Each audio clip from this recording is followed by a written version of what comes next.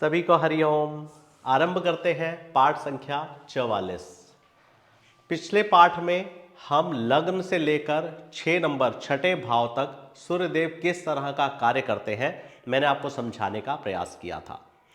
आज हम 7वें घर से 12वें घर तक हमारे सूर्यदेव किस तरह कार्य करते हैं वह बताने का प्रयास करने जा रहा हूं।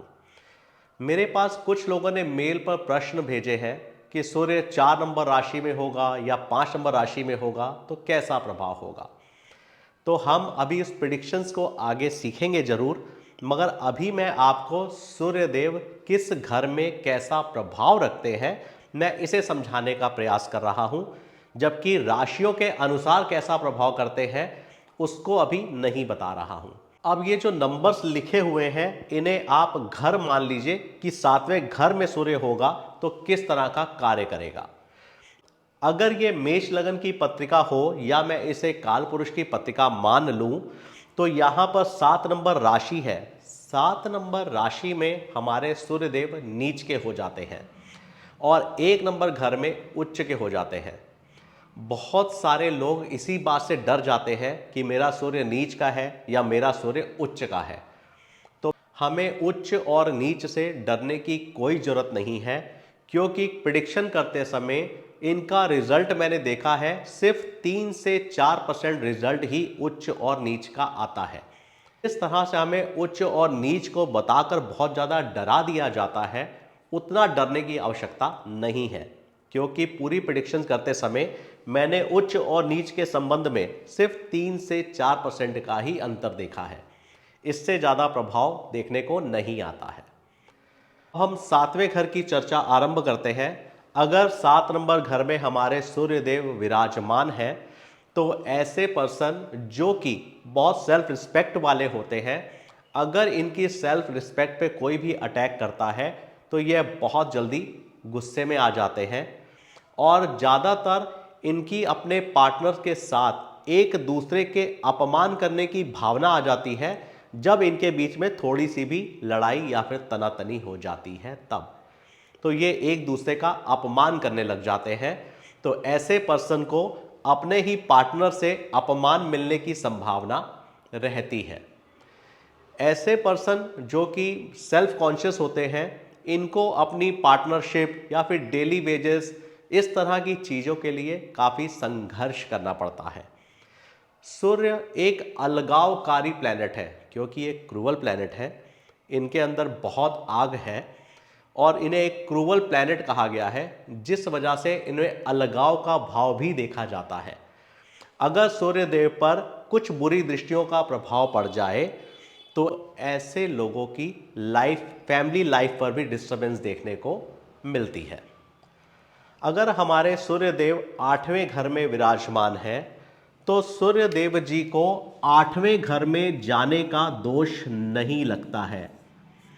इसमें भी बड़ा समझने वाली बात है कि लोग कहते हैं सूर्य अगर 8 नंबर घर में आ गए तो उन्हें 8वें घर का कोई दोष नहीं लगेगा। सूर्य को 8वें घर में जाने का दोष नहीं लगता है। इस बात को मैं कभी आगे आपको वीडियो में बड़े अच्छे से समझाऊंगा। अभी अगर हमारे सूर्यदेव 8वें घर में है तो सूर्यदेव को 8वें घर में होने का दोष नहीं लगता है। तो सूर्यदेव जी को 8वें घर में जाने का दोष नहीं लगता है, मगर लोग इसको गलत तरीके से समझ लेते हैं।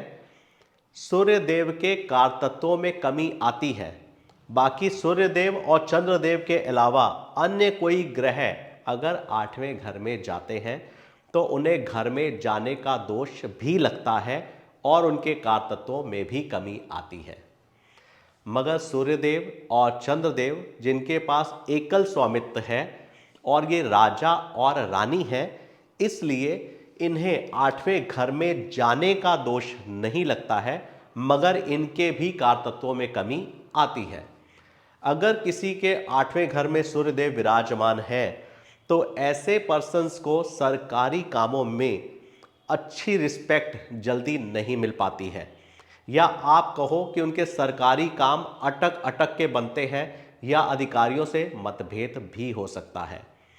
कई लेडीज में आप देखते होंगे कि वो जितना मर्जी अच्छा काम कर लें, उनको अप्रिशिएट नहीं मिलता, जबकि उन्होंने पूरे घर को बड़े अच्छे से संभाला होता है या जिस भी काम की ड्यूटी उन्हें दी गई होती है वो बहुत अच्छे से निभाती हैं, मगर जब तारीफ करने की बात आती है तो उनको वो यश नहीं मिलता है। तो अगर ऐसी फीमेल्स के सूर्य 8वें घर में विराजमान है तो इस तरह की संभावनाएं देखने को आती हैं। 8 नंबर में सूर्यदेव जब होते हैं तो ऐसे जातक में गुस्सा बहुत जल्दी आ जाता है, ये भी देखा जाता है, और ये चिंतित या तनावग्रस्त भी बहुत रहते हैं। अगर सूर्यदेव 8 नंबर घर में विराजमान है तो हम काल पुरुष की पत्रिका के अनुसार 9 नंबर घर से पिता का विचार करते हैं, और यह पिता के घर का 12वां घर हो जाता है। अगर आप यहां से गिनना शुरू करेंगे 1 2 3 4 5 6 7 8 9 10 11 और ये 12, तो 12वां घर हमारे व्यय का स्थान होता है। किसी भी घर का 12वां घर वो हमारा व्यय होता है। अगर हम पिता से संबंधित कोई प्रश्न करेंगे और सूर्य अगर 8वें घर में है तो ऐसे जातकों के फादर्स को काफ़ी स्ट्रगल देखने को मिलता है।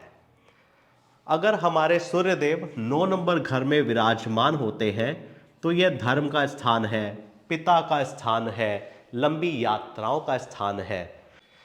तो ऐसे जातक सदाचारी नेचर के होते हैं। ऐसा जातक एक अच्छा साधक होता है।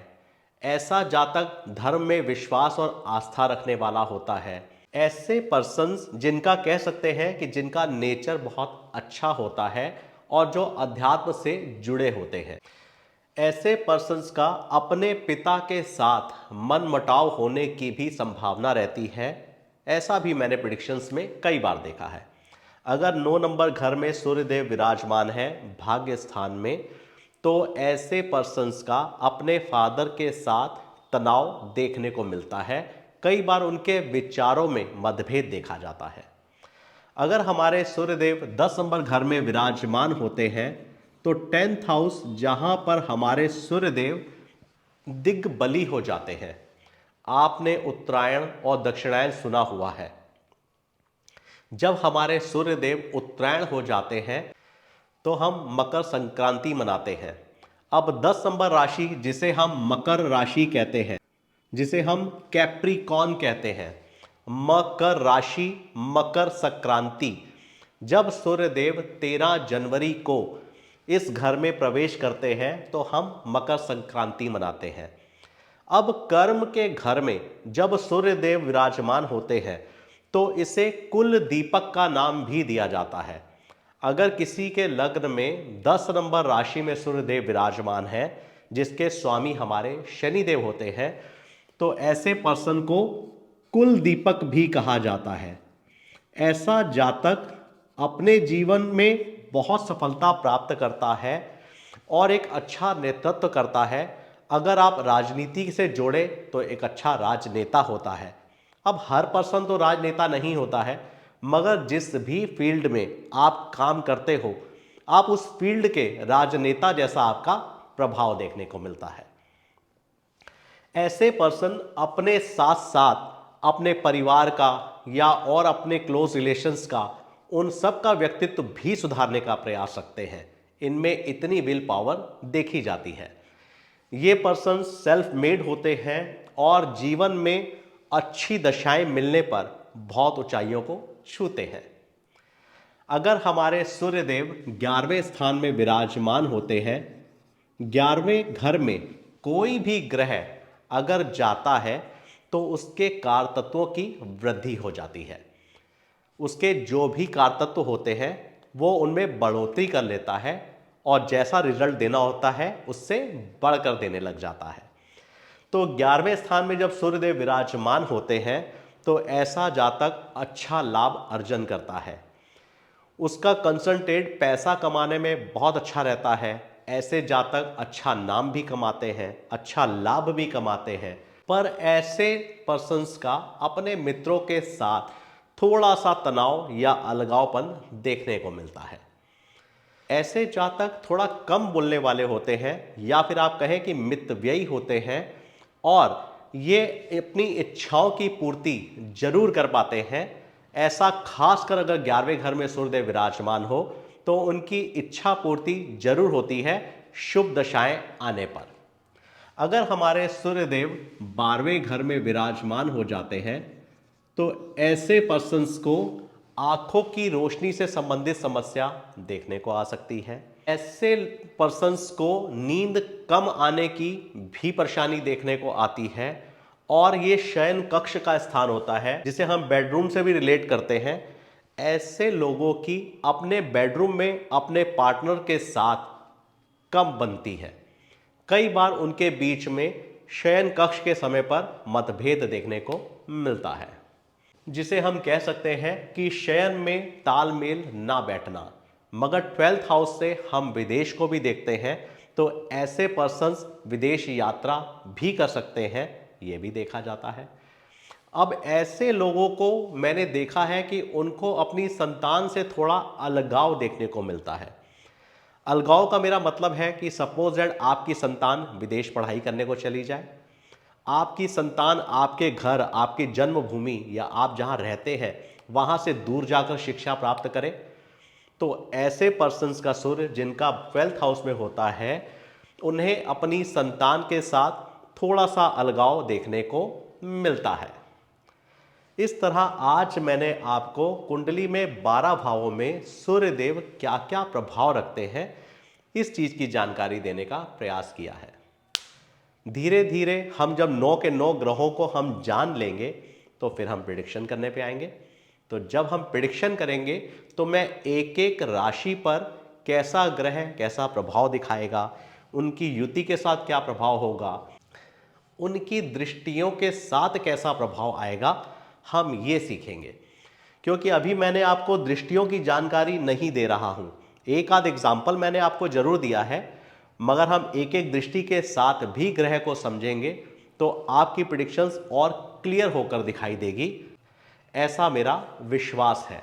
जब हम जड़ को और जो इसमें ग्रह बैठा होता है उसे हम जीव कहते हैं।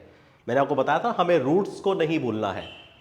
जब हम जड़ को और जीव को, जड़ मैंने बताया था कि घर को हम जड़ कहते हैं और जीव जो उसमें ग्रह बैठा होगा उसे हम जीव कहते हैं।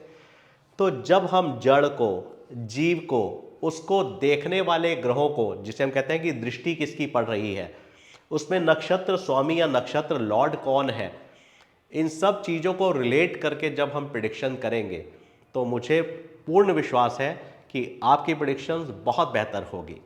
बहुत ही जल्द हम इन सब चीज़ों को सीख लेंगे और अच्छी से अच्छी प्रिडिक्शंस करने की कोशिश करेंगे।